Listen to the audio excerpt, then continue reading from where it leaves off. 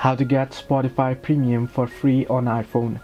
Hello everybody, welcome back to my channel. This is me, Bipin Bisnath, and today I'll guide you on how you can get Spotify Premium for free on iPhone. Now, what you can do is there is a quick trick to it. You can simply head over to your Safari, your browser, and then you can search in for Spotify Premium. Just type in Spotify Premium here. Once you tap on it and once you search for it, you'll be able to see this, and now you can see the first link and it says try 1 month of premium individual for free. So you can tap on it.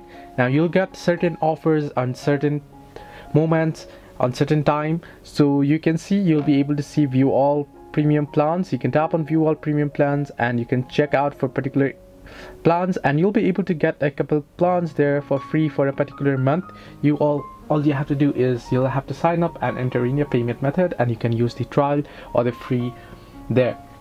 So this is the way that you can get Spotify Premium for free on iPhone. Hope this helped you. Do like and subscribe, and do not forget to leave a comment down below if you have any further issues.